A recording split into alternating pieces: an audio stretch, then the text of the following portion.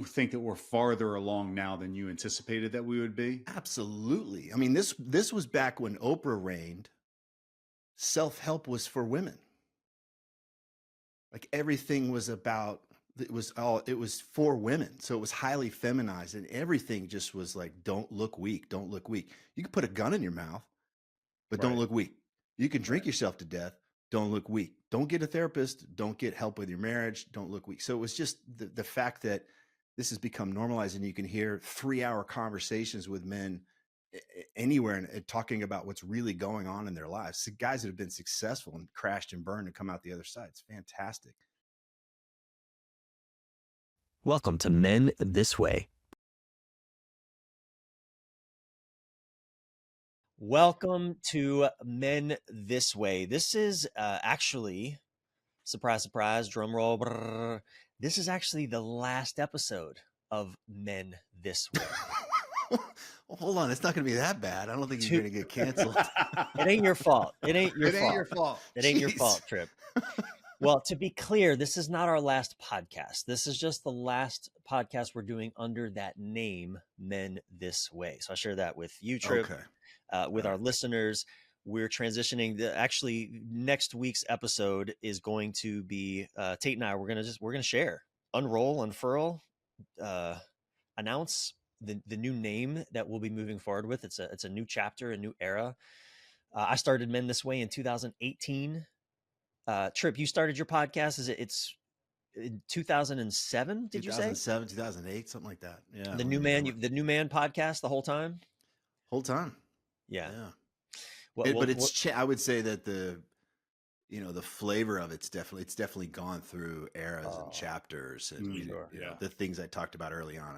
I have no interest in anymore. See, yeah. Well, I want to explore a little bit of that with you. I think this is a really appropriate final Men This Way episode, man, to do with you, another man who's been doing a podcast, at least with ostensibly a podcast for men. Although I know that it's bigger than that.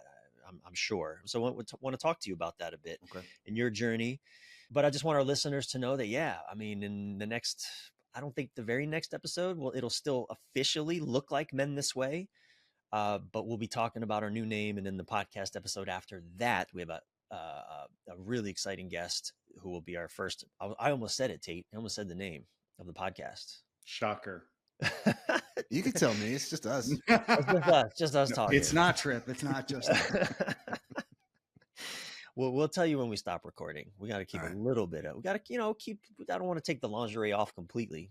Keep a little bit of mystery. All right. So, but today we are diving into a conversation that we hope may shake up your perspective on success, fear, and living boldly, because our guest is none other than Tripp Lanier. I pronounced Lanier right? Lanier, you got it. Yeah. Tripp is a coach, author. He's the host of the New Man podcast since 2007. Props to you, man, for almost 20 years doing a podcast. That's no small feat. It's a show that's helped millions of listeners navigate the complexities of modern life without losing their sanity or their sense of humor. His book, This Will Make You Dangerous. What a great title, Tripp, by the way. Great title. This book will make you dangerous, yeah. Known for his candid, no nonsense approach, Tripp has spent over 20 years helping people break free from societal expectations and create lives that feel authentic, adventurous, and fulfilling. All right, let's dance into this. Let's jump. I know this conversation is going to be equal parts enlightening, challenging, and I expect a whole lot of fun. Good. So, Let's have fun. Welcome to the last episode of Men This Way, but not our last episode. Okay, good. Yeah, thanks. Weirdest intro ever, right? Yeah. I like it. You've created tension to me. I'm like, wow, what's going to happen? I want to tune in and find out. Yeah. Well, we're really honored to have you, man. Again, I think it's really interesting. We started this podcast back in 2018 to speak to men, to give men access to elders and wisdom and insights that, we were growing up without really wise elders, and certainly not a lot of men to look up to and admire. It's like, okay, let's fill a void. And you've been on this journey, a podcasting journey, again, ostensibly for men, but I'm just curious, man, tell us a little bit about your journey, not just as a podcast host, but certainly, these last 20-ish years or so that you say things have evolved and shaped? I mean, we'll just help our listeners learn a little bit more about you. So, we got to go back into the 90s when I got on this path, and I had created a business for myself and got to this place where I had some money in the bank. I kind of hit a lot of the goals that I wanted for myself, and went through a really bad breakup, which brought up a lot of grief from an event that happened in my teen years. I lost my mother unexpectedly. She took her own life. So all essentially kind of everything I thought I wanted kind of unraveled. And I went through this period where kind of just asking, what the fuck just happened? I thought I had life figured out, that kind of early life, like, oh, I see how it works. And then everything kind of fell apart. This is really common, by the way. We all kind of go through some kind of unraveling in various ways. But coming through that, coming out the other side of that, I was incredibly curious, like, okay, what just happened? And it turned me on to philosophy and personal growth, spiritual growth. I became a retreat junkie. Like, I wanted to do all this. I got into all kinds of crazy shit in the Ken Wilber world, and just went into this place of, I want to learn everything. I want to really understand all of this stuff. Through that, came across men's work, got involved in men's circles, and was challenged to become a men's group leader, which I was like, well, no, I can't do that. That's not me. I'm not one of those guys. Those guys are older. I still can barely wipe my own ass. How old were you at that time? Like when men's work really came into your awareness? And I want to say it was late 20s. Which is early for most guys. Yeah. If they discover it at all, that's your really. I went on a men's retreat in Costa Rica, and there was one guy younger than me, another guy my age, and then most of the guys were a bit older, 40s and 50s. But all was kind of in a place of, now what? We kind of wanting, there's got to be something more to this. There's definitely looking for more depth, more meaning, more alignment. Now what? Yep, that question. Yeah.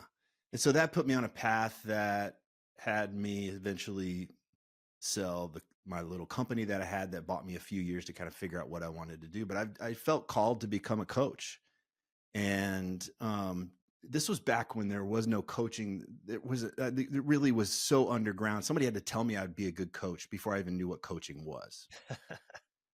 I ended up moving from where I lived in Florida out to Boulder, Colorado, and met my wife, and we got married. But I was also part of a men's group there with some really heavy hitters, like some amazing men that were very instrumental in my growth, but also in the growth of so many others. They were all leaders and people that were very influential in that movement as well. And I learned so much and went just on this vertical trajectory. And as I started coaching, I'm just fumbling my way as a coach, figuring things out. And I started working with these couple of young guys that started a podcasting company.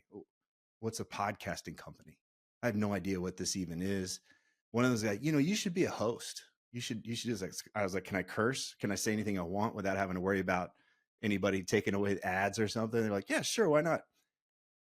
Unfortunately, that company went south, but I kept the podcast. So it was never in my intention to be a podcaster. And I still don't identify as a podcaster. I identify as somebody who coaches people, and I happen to have a podcast. And so, but I remember I had a mentor around that time. This is before the podcast started. And I was like, this is before Rogan. There's nothing out there for guys. There's really nothing out there. I mean, if you wanted to help a guy, maybe you'd give him a Way of the Superior Man by David Deida, but even that was really, really out there and weird for a lot of folks. And I remember just thinking, like, there's so much stuff up the mountain that is really helpful, that kind of wisdom, but it's not down here on a street level where I could really hand it to my buddies that are dealing with alcohol or issues in their relationship or whatever. Somebody needs to kind of translate this into a language and a vibe that the rest of the guys can do. Can really take in and see that it's their own. And I remember my mentors like, that's your job. And I mean, it hit me like a ton, like it was like boom, right in my solar plexus, and it scared the hell out of me. But I knew he was, because I knew he was right. I was like, that is my job. Like that's my thing to do. And so it's been great, because at that time it was super edgy. talking about this stuff in public. Like I came from a music background, and it was all about being cool, and this was not cool stuff, talking about men's vulnerability and that kind of a thing. And so it just, it was a cooker for me, but it also, to see it grow and see what it's become, where it's it's much more commonplace now for guys to have so many outlets where they can get information, and this is becoming normalized. I think it's fantastic, and it just gives me a ton of hope. I didn't think we'd be where we are now 20 years ago. I thought it'd be more decades. You think that we're farther along now than you anticipated that we would be? Absolutely. I mean, this was back when Oprah reigned. Self-help was for women. Like everything was about, it was for women. So it was highly feminized, and everything just was like, don't look weak. Don't look weak. You can put a gun in your mouth, but don't look weak. You can drink yourself to death. Don't look weak. Don't get a therapist. Don't get help with your marriage. Don't look weak. So it was just the fact that this has become normalized, and you can hear 3-hour conversations with men anywhere and talking about what's really going on in their lives. So guys that have been successful and crashed and burned and come out the other side. It's fantastic. We still have ways to go, but I think what do you attribute to the fact that we've been able to come so far so fast? The media. This can be private. There's a guy, like if I was on a plane back then and I didn't have a Kindle, you'd see what I was reading, right? I had to think about the title of my book. Like if this guy's on a book and he's actually reading it and he's not reading on a Kindle, somebody's going to see it. Is he going to fold that flat back, or is he going to be like, I don't know, I kind of want people to see me reading this book? Guys can have this in private. They can be informed, and then they can also feel like they belong. They're not the only ones. And that takes 80% of the pressure off right there. But I think because it can be private and this is so accessible, it's had a huge impact. That's interesting. Cause I remember Tate, you handed me one of my first self-help books, right? Well, I was living in France, married to a French woman, and fucking hating life. I was in so much pain. And you recommended the book. I was like, what, 26? The book Codependent No More by Melody Beatty. That was like eye-opening. And it's interesting. I mean, I wonder, I was just coming out of the military, and I hear what you're saying, Tripp, about like it's private. For some guys, like holding the book Codependent No More in a cafe on an airplane, knowing that other people may be judging me for reading Codependent No More. There's a time where that would have been utterly, utterly terrifying. Take it a step further. I don't want to see me as that guy. I don't want to see me as the guy that needs to read a book like this. That's really what we're up against, is this kind of shadow element. So there's a lot of that stuff that men in particular deal with in their own way, and getting help or admitting that they need help is a big one. Yeah, it's been fun to watch over the years. You know, there's some guys come to mind that we've worked with that, you know, we don't chase men to do this work. That's never effective. But some men have certainly, you know, have needed more persuasion, more encouragement than others. And we've chased a couple. I suppose. It's a fine line, right? It's a fine line. A fine line. And though some of the men that are our biggest fans, our supporters, like the ones who just, you know, will sing our praises to high earth, are the ones who also resisted the most at first. Because, like, you know, I think of it's this weird duality, because a lot of men, despite everything that's available, they have no idea where to start. They look into the world and they see nothing available for them. Everything still looks like it's for women. KB, yeah. Right. Yeah. And yet, once you just take that first step, once you cross a threshold into a conversation, like, you know, listening to a podcast like this, for example, or your podcast, like a whole vortex, man. It's like going through a wormhole into a whole new universe. That's exactly right. And there were resources available in 97, 98 that were all there. All the Robert Bly stuff, all of the Iron John stuff was all there. But it wasn't, you know, well, I didn't identify as a guy from the 60s with long hair, you know, like that wasn't for me. So I think I see every generation kind of putting its own spin on it. And that's what makes it like, oh, this is for me. this does speak to me. Tripp, one of the things I was intrigued by is you said in the beginning that much of the stuff that you were doing early on, you just have no interest in that anymore. Can you talk a little bit about what some of that early stuff was, and why do you think it's no longer top of mind? Why do you think it's no longer kind of something that really intrigues you as much? Well, I think that I'll get into the content of it, but I just think we move through seasons, we move through chapters, and I'm a creative person by nature, so I don't want to play the same song over and over again. How old And are you now? I'm 52.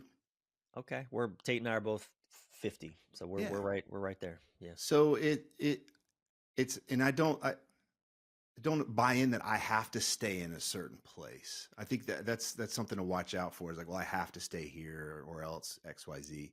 But I just more alive, like, where's the thing I want to learn? Where am I in my development? I'm certainly not alone. I'll be a better conversation if I can talk about what I'm genuinely interested in, instead of, okay, let's talk about XYZ again, for the 50th time. But back then, I mean, what was fresh and what was new was what was going on in my men's groups, and it was largely in the men's healing space, I would say. And I think over time, what's more for me, and especially as a coach, is I just see myself more as a creative person. So it's like, okay, well, it can be the canvas or it can be your life. What are we here to create? And if we listen underneath our fears and underneath our scripts and our need for status, there's something that you are here or you're called here to create and experience. I'm interested in drawing that out and then bringing it to the world. And that runs in its own path alongside or different than healing. My wife's more of a healer. I understand. I have friends that are healing types, and I totally love it. But for me, it's like, what are we here to create? And I love that conversation. That just lights me up every time. I never know what's going to happen in any conversation. What I'm attuned to, I guess, in this moment, it's true for me. It probably is true for you, given what you've shared about your mom, and that notion that our message begins from our messes, right? Like there is a healing journey that we have to be willing to go through in order for us to be able to get on the other side, and then to open ourselves up for the contribution that pain allows us to make in the world. And yet living inside of that pain continually, I just hit 22 years of sobriety. I haven't had a drink since 2003, but I don't want to stay in that world. I mean, like, I don't say I'm an alcoholic, although I had a problem with alcohol. And when I started drinking it, I really couldn't control how much I was having. And it was better for me not to do it. But labeling myself that way, and then just staying in the world of recovery from alcohol, it was interesting and important and powerful and necessary early on. But to your point, it's important that we evolve and grow and develop, and we continue to emerge as what's possible for us, and then make that available to other people. I think is a profound opportunity for us. And it's not like your sobriety isn't a part of your life now, or that healing isn't a continuous process for me now. I mean, I did a medicine journey not too long ago, kicked the living shit out of me, and I'm still working to put the pieces back together. It all works alongside of it, but You're exactly right. We don't have to stay in certain avenues, but it doesn't mean that, oh, I'm done with healing and I don't have, that's not part of my life anymore. Yeah. It still is. I love talking about, if I have the opportunity and the option to talk about other things. Yeah. I am curious, given the impact that you're making in the world, are there some themes that you think that the modern day man is going through in ways that, men 20 years ago weren't? Or, what is it that you think that men really are trying to wake up to now that's really important for them to do so? I think it's pretty simple. I think it's always, and I don't think this has anything to do with men. I think we're always we move through a phase early on to belong and be accepted and be desired and be safe. We adopt a personality and an identity to function in that way. And that's necessary. And then we're really fortunate to start to ask deeper questions. Who am I really? And what am I really here to experience in this lifetime? And if the life and the identity that we've created is out of alignment with those deeper questions and wanting to emerge through us, it's painful. If we've created a livelihood, a lifestyle, a relationship, a marriage, friendships that don't align with that, we will feel like something's wrong with us or something is missing. And a lot of times what I see people do is like, why can't I just be happy? I've got it so good. There are people losing their homes right now in Los Angeles. Like, why should I complain? And they tend to shut it down, try to distract or numb themselves. But I think there's a lot of beauty in there, and it's a place for us to find our gold. And if we just learn to see it as a level of stage of development, that as you reach a certain stage in your life, you're going to, I'm going to ask deeper questions. I think it can bring us to a greater sense of wholeness and unity. Tripp, similar to you, I've been drawn for decades to transformational work. I've threw myself into ayahuasca in my late 20s. Went to the first Tony Robbins event when I was, I don't know, maybe 23, something like that. Got a master's degree in human relations when I was in the military. Like, I've just been, I've done, I mean, probably like you, I've got some very bizarre experiences that most people would be like, you did what? Yeah. To who? Right.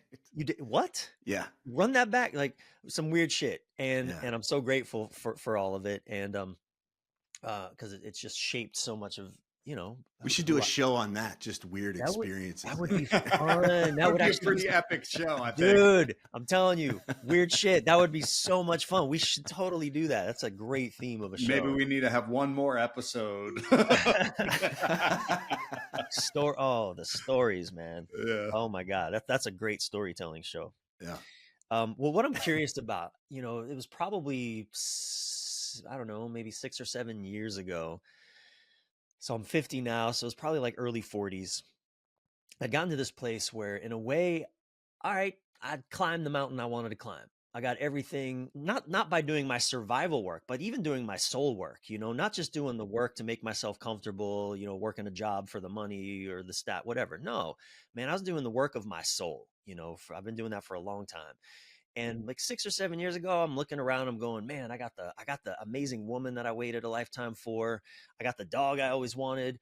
I'm doing the work that I'm loving to do. I'm succeeding, at least to the kind of, I've maximized the blueprint, of my current blueprint of what success looks like. And now that question, now what? I'm looking around going, oh, fuck, now what?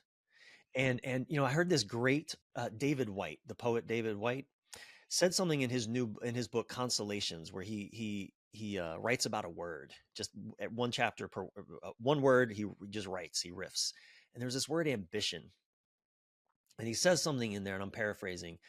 Carl Jung said something actually similar, but something about the ambitions. Even the word ambition is for the young. Right? Ambition can get you to the horizon, but it can't get you beyond it. And so, I've been, even in these past number of years, been still sitting with that. Like, there's this Richard Rohr, another I think he's a Franciscan monk. Anyway, brilliant spiritual teacher. Talks about the first half of life and the second half of life. Like, we're men that are entering our second half of life. If we're lucky. In a culture that only knows anything about the first half of life. Right.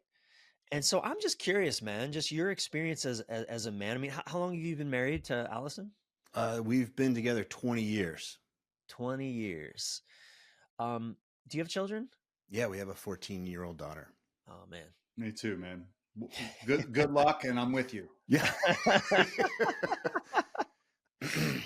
I'm strapping in. These next few years are going to be interesting. Yeah. So I'm just curious, man, from in that perspective, I suppose, of the first half of life to the second half of life. Like, especially as a man whose journey I feel in many ways is been similar to mine. Where we didn't just start reading self-help books last year, and our minds are being like, we've been in this a long time, in this conversation, in this exploration.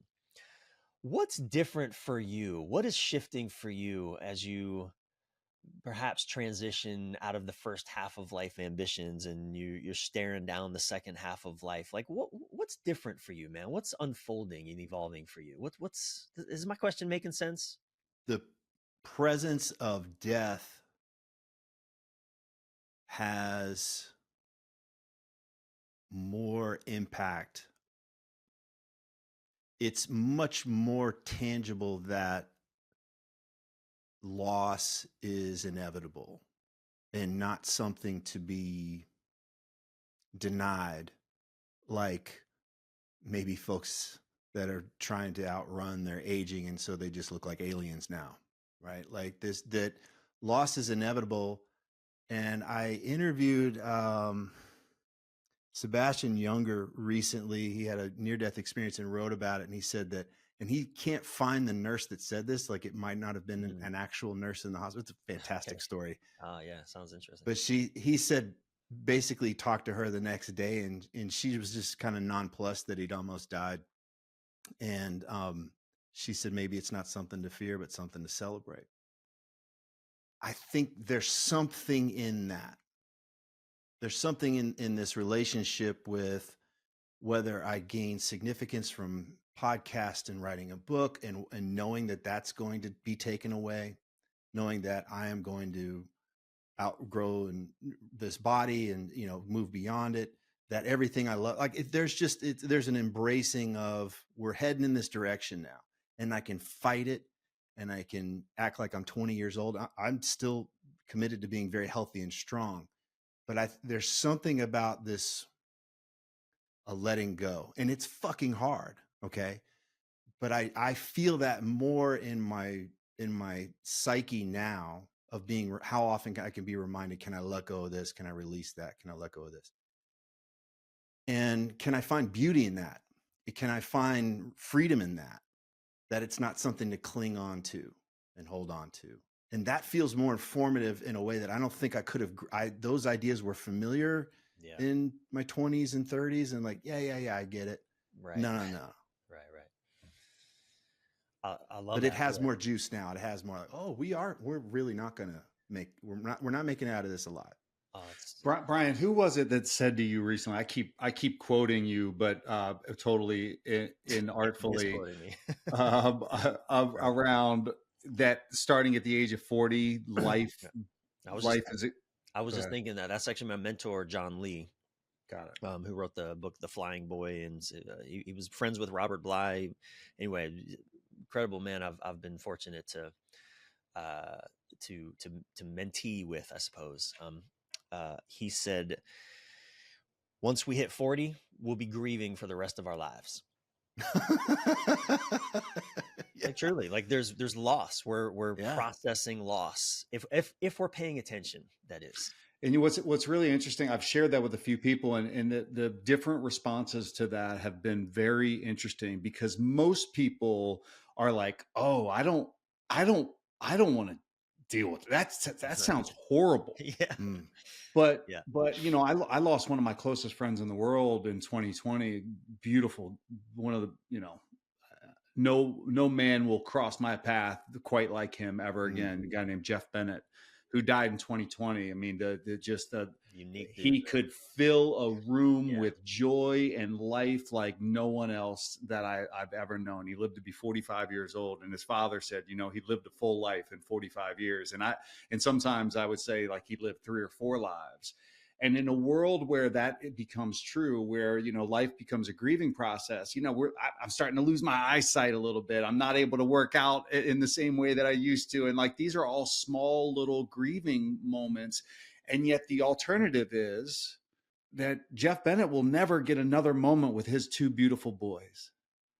You know, like, you know, the gift of the grieving process. You know, his sister shared this beautiful thing with me right after he died, which was that, you know, grief is the joy, is all the unexpressed love that we have for people. And that the grieving process is another expression of love in the world. And so what a gift that we get from 40 on to continue to grieve.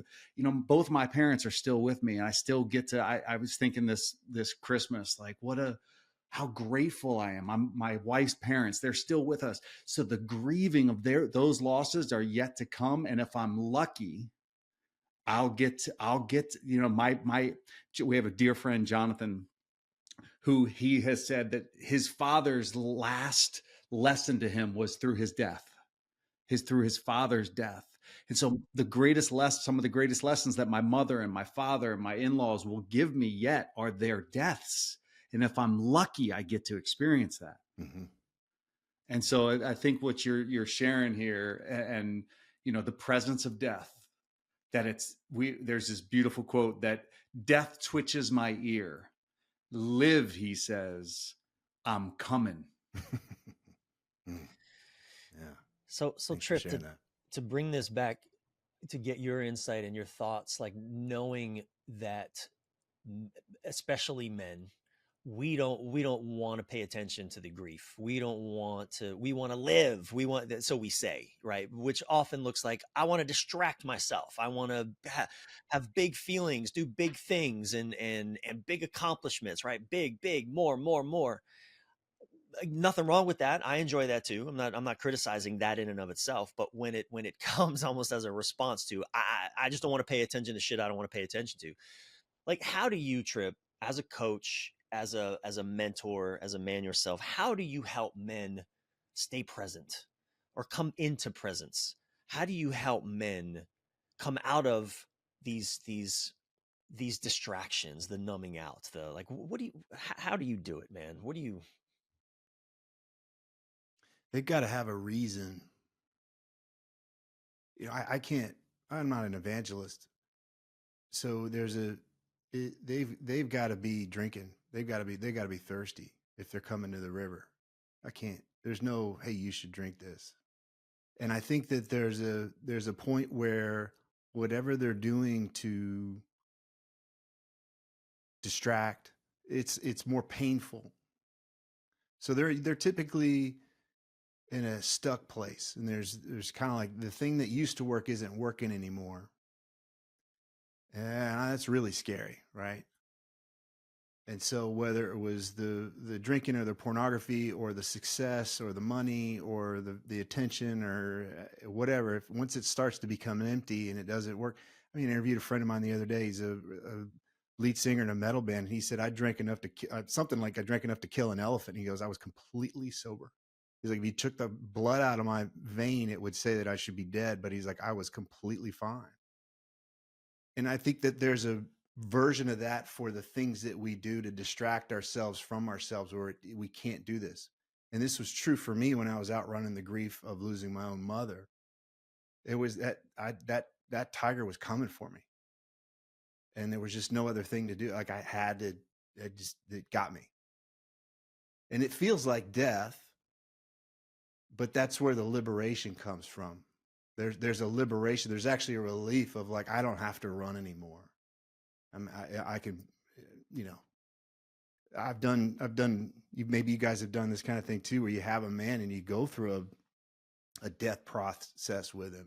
And then you lay in there, we wrap a guy up in sheets and have a eulogy and, say goodbye to him. You wait a few minutes, he's going to start wiggling around.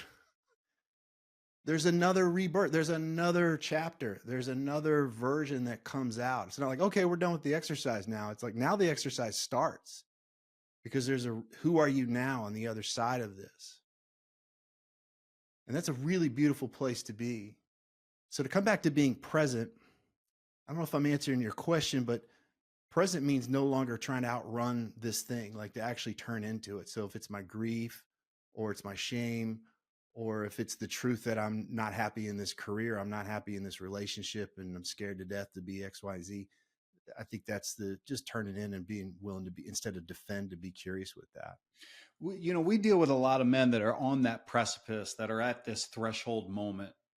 And to your point, you can't make people drink from the well, so to speak. But for the guy that is at this threshold moment, that might be on the edge, he knows he wants to improve the quality of his life. He doesn't exactly know how to do that. What would you say to the man that's at that threshold moment, that's on the, he can continue doing it the way that he's been doing it. He can transform his life. He doesn't exactly know which direction to go. What would you say to that guy that's at that threshold moment? He's not in touch with himself, or he's not allowed to communicate that. So it's all there. Me putting something on him isn't going to help him. there was a style of men's work that was very confrontational, and it was about getting in guys' face. It kind of felt like it was, we're challenging a man, and there was a lot of that. I don't think it worked. It certainly didn't work for me. I took a swing at a guy once in a facilitation. Wow. Yeah. Yeah, that's problematic. Like that not happening. Like you're gonna meet whatever defense. Like if I'm a fighter, I'm gonna fight you too, right? Totally. But the one day I was working with somebody and they didn't put up a resistance and they just asked me questions. And I was a person that could run a therapist around a room for years. But someone just being with me and just understanding me and just listening to me and not letting me squirrel away, like, well, hold on, what did you mean by that? Well, I don't know if I mean, you said you're fine, but the way you said it sounded a little, didn't quite sound fine. What might be going on there? Just really listening and drawing out. And there was no place for me to fight.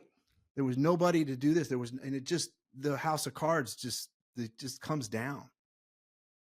And so to answer your question, I think that there's a lot of us that are like, we've got to go and meet this force with force, when in actuality, it's like, let's just go for a walk.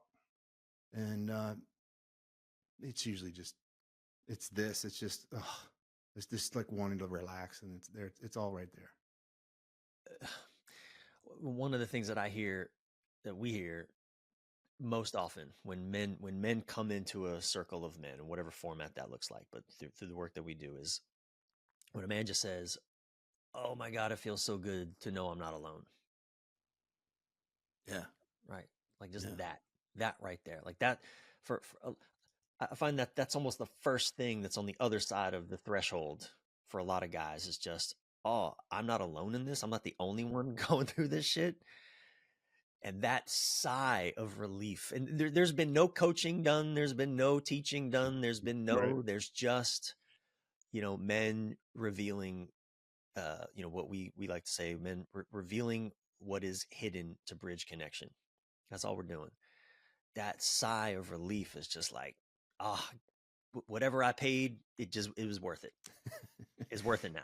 I've been in situations where you might find somebody like, no, I mean, nobody would really get what I'm going through. And it's just, it's just really heavy.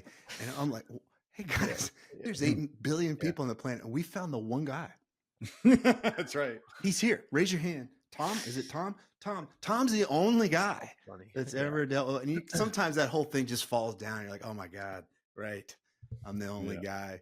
But sometimes you could be playful with that, but it really is like, how ridiculous is it that I would be the only one?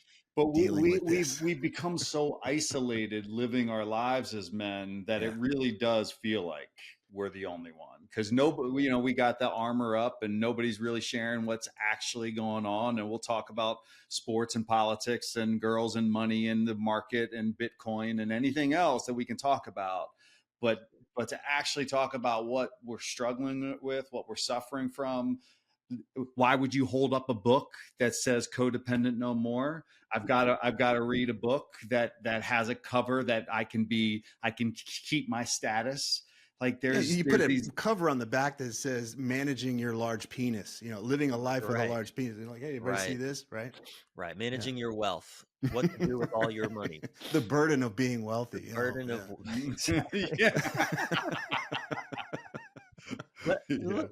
I'm curious to talk with you about that, Tripp, this idea of success, because I know that's core in your work around challenging the societal norms of success. How do you define or relate to or orient to success in a way that's not the norm?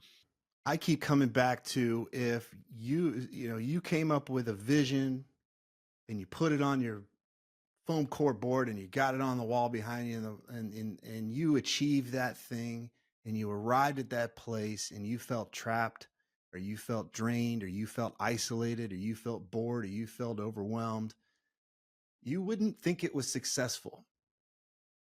It might look successful if you had one metric, which was, I hit that money, or I hit the top 10, or whatever it is that you're looking for. But if you still felt trapped or drained or isolated or stressed out, something would be off. And I think that's where we get to this, oh shit, it's really like, oh, this didn't add up. I had an equation in my mind and this didn't add up. So if we talk about success, what that tells me is if I didn't want to be trapped, I wanted to be free. If I didn't want to be drained, I wanted to feel alive. If I didn't want to feel isolated, I wanted to have genuine love and connection. And if I didn't want to be bored or stressed or overwhelmed, I wanted peace of mind. And so I look at it through that lens. I've met people that make 25 grand a year and have an abundance of freedom, aliveness, love, and peace in their lives. And I've met people that make $25 million a year and it's a shit show. They're miserable. So I don't equate having more money with being less happy. Like it's all internal. It's all the relationship to these things. So it's more about, can I come back to what's true for me? And am I willing to relax the shoulds and the supposed tos and the have tos of who I need to be? And then just start to orient towards what gives us more of that freedom, aliveness, love, and peace. A lot of men are really disconnected from our desire, from what we want, or we're connected to desires and wants that we don't actually want in desire. So I'm just curious, like, how do you help people differentiate between what they truly want, what they really deeply like, how do you help someone get connected to that, differentiate between that versus just what, they were taught they should want, or, what maybe a false part of them wants? To borrow a page from Richard Schwartz's IFS book, I call it the boardroom in our brain, and to recognize that there's a lot of different desires in there, so that we can have conflicting desires. I love being with my wife and I don't want to hurt her, but holy shit, that waitress is super hot. And I wonder if I could get her phone number, right? There's this, we're navigating this versus that a lot of the times. I do think that there's a way to start to listen for who is saying they want what within me. And this might be the socialization, the programming, the domestication that we learned. Oh, well, I should want this. I'm supposed to want this. Okay, got it. And then there's I want this because this will raise my status. This will help me feel more worthy. Okay, got it. And then we can, through our own development and depth work, we can start to get in touch with, what is it I really want? What would I want if I wasn't afraid? What if I didn't have anything to protect or please or prove? I might want something different, or someone different, or another life entirely. And those can be pretty confronting. Those can be really crazy when you start to unveil those. It's like, oh my God, that would just screw everything up.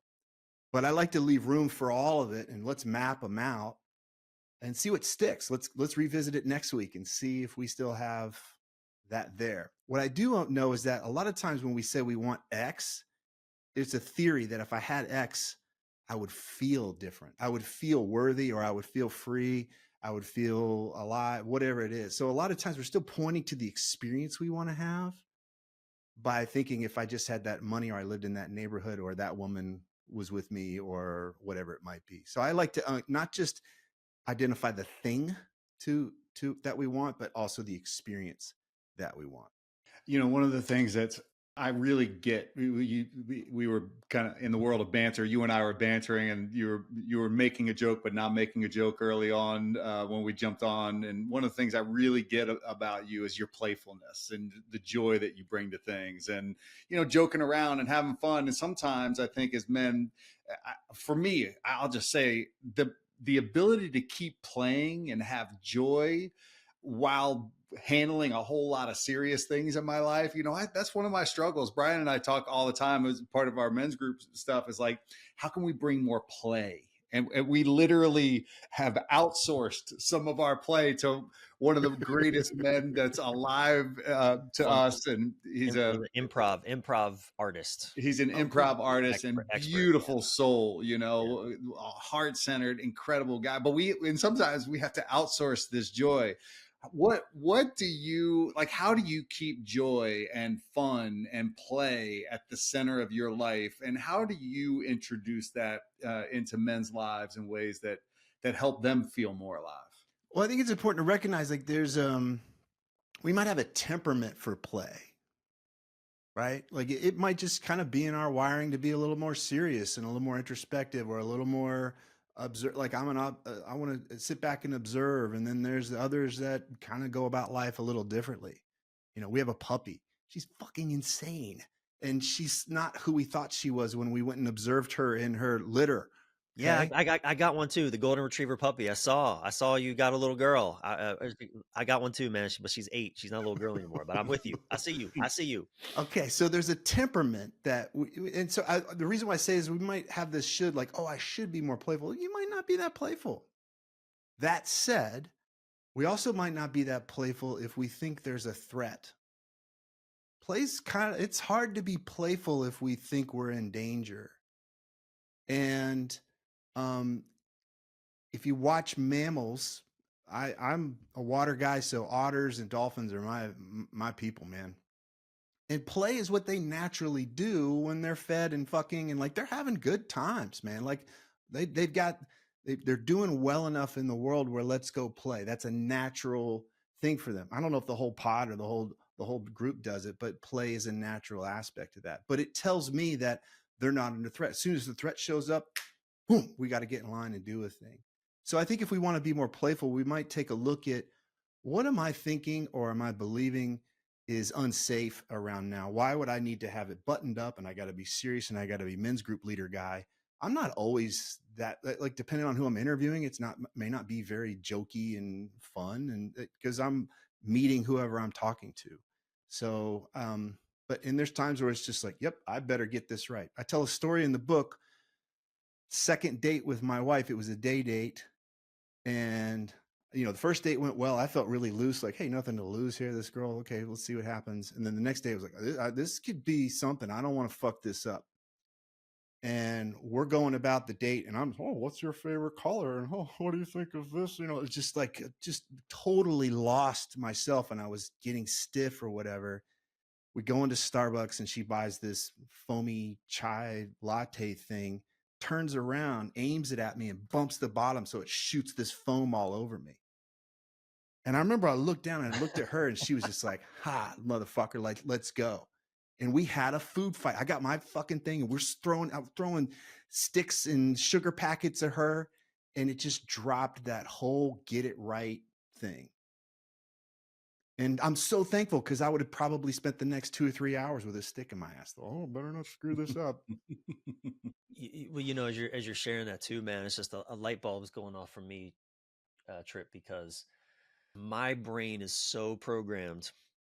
I inherited my mom's scarcity mind, and I'm aware of it. It's something I work with daily. I've done a lot of mindset work around over the years, and I know it's a temptation that's always there. That's the brain does. The brain wants us to survive. It doesn't give a shit about us actually thriving. It just survive. And what I noticed too is, my wife and I, we've gone through a hard season. Not her and I personally, but just circumstantially.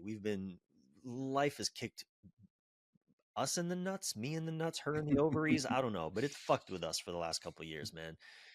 And it's been hard for me to access joy and play. And I'm just, the connection that I'm really making right now is because I've been in the sort of the hunkered down, just got to fucking get through this survival mode. And yeah, man, it's hard to be playful. And my wife is so fucking playful. Thank God for her. She did some shit. She jumped in a ice fucking cold lake in upstate New York in like February on like one of our first dates together. We'd only been with each other for 2 months, and she did it because I was Stiffy McStifferton, and she was like, I have to change shit up here. She almost killed herself in that fucking cold ass lake, man. She jumped in that and she told me it's because of Stiffy McStifferton over here. It's like she had to break shit up. Right. Oh man. So anyway, just thank you for that. It's really, making a light bulb there about. I think humor and play gets. I remember, when I was in my Boulder men's group. Boulder's not a real playful town. Everything's fucking serious. We've got spiritual growth to acquire. It's just like interesting. Oh fuck me, man. And so play was just like, what? Like, how do we do play? But for me, it's like that's life. When play is a product of wholeness. Play is a product of us being home. Play is just a natural aspect of who we are. Like if I'm talking about the Otters and the Dolphins, like it's not like, oh, we're doing something wrong, we're fucking off. But I think that if we recognize that, we might practice. Like there's times where I feel myself getting a little too, and I'll listen to comedy albums. And it's just like, oh, right. No, everything doesn't have to be so serious. And it's wonderful to laugh at some of these things. It's about, can we hold the sacred and the profane? Like, can we laugh at the things that feel so serious? And I think that's healing. I think it's incredibly healing to be able to laugh at ourselves, not in a way that deflects or diminishes that, but just to put it in perspective. One of the things that I think is true for men like you, for men like us, is that I think that oftentimes people will pedestal people in one way or another. And one of those ways is to think that, oh, this is, I can't relate to him because he's got it all figured out, you know? And yet what I know to be true about men like us is that we do have some things figured out, but we're also wrestling with stuff too. What do you find yourself wrestling with these days? I know you mentioned a little bit about this medicine journey that you went on, but what is a modern day wrestle match that you have going on right now? See, I've reached a level where I don't have any things that are bothering me anymore. Yeah, okay. And thank you everyone for joining us. I'm waiting for my wife to hear that and throw a shoe like that. That's like oh please, right?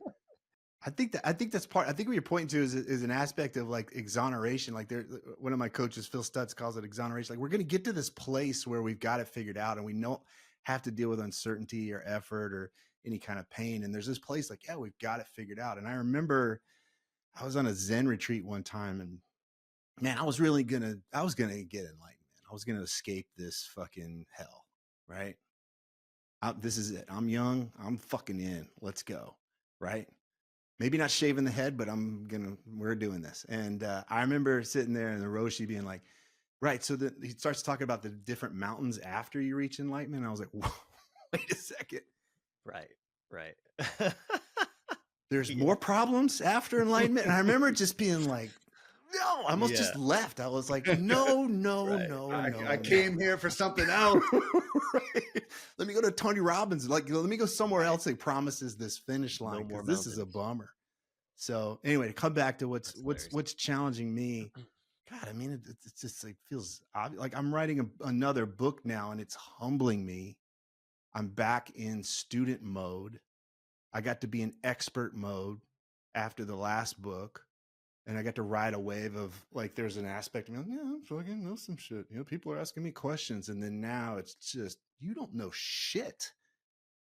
And I'm being confronted with that. That's not that hard. It was hard to get over at first. It was like, oh man, I got to go back to school. I got to get curious and really learn again.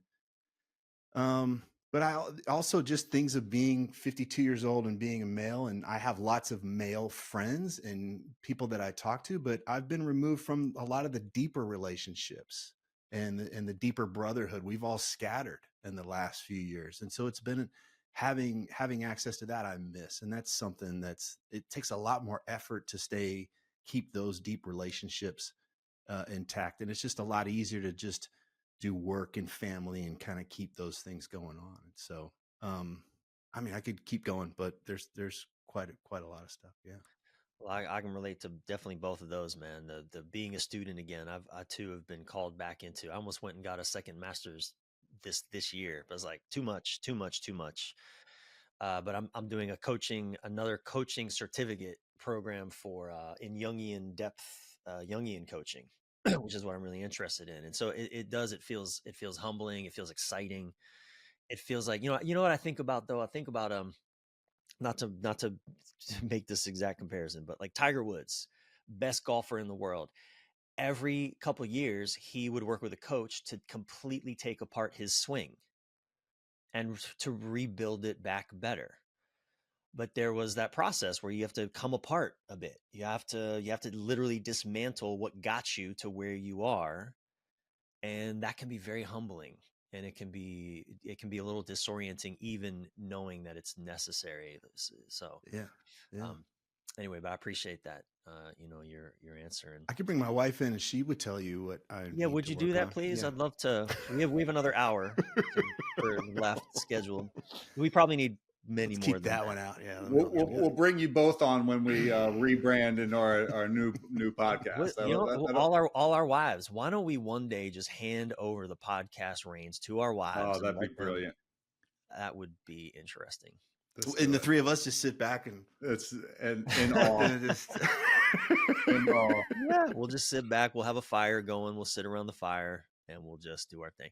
Tripp, I just want to just really acknowledge you as the kind of man in the world that's making a difference, that's, taken some of the pain that you've had and done the work to heal it, but also be so deeply committed to having your life matter, and for you to be having the most important conversations that there are to have with other men in the world, so that we can have both the freedom and the connection that we're literally dying for. And so just thank you for having this brilliant conversation, for the life that you're living, for being willing to be a student, for bringing play, for the success that not only you have and the purpose that you have for your life, but so that it makes a difference for other people, man. I'm really honored to have a conversation with a man like you in the world. Wow. Thank you, Tate. That's tremendous, man. I'm have to replay that so I can actually receive it. I understand. We get that. Where can people go, Tripp, to learn more, to hear more, to read your book, to connect with you? How can people follow up? Yeah, the book is titled "This Book Will Make You Dangerous," and it's available Amazon, wherever you get your books, online. And then the podcast that we've discussed is the New Man Podcast. It's wherever you go for your podcasts. And then people that might be interested in the coaching work that I do can go to tripplanier.com. And we'll put all those links in the show notes. And likewise, Tripp, I don't get to meet men often whose journey feels reminiscent of mine. A lot of men, I think, come into this kind of work later in life, and man, God, no disrespect or criticism for that. But it's really refreshing to get to just drop in with a man who's been on a similar journey for many years, and who's stepped into that leadership role, perhaps reluctantly. I know I came kicking and screaming. I didn't want to do this work. I didn't want to work with men because fuck men. Men are assholes. I was in the military. Fuck those dudes. But boy, whoa, how much shadow lives inside of that. So. But to see you, to get to speak with you now and to learn more about you, and yeah, man, I echo everything Tate said, and just deep bow to you, brother, for who you are and so what much, you're doing man. in the world. Yeah. Really appreciate that. It's exciting to meet you both and feel the appreciation. I had no idea what we were getting into today, but I feel just a deep bond. Like, hell yeah. We're going to be connected from here on out. So yeah, man. Thank you so much. Yeah. Awesome. All right. Thank you, Tripp. And thank you for helping us. It's so beautiful. Bookend, close this era of Men This Way. Yeah. Thank you. Thank you, guys.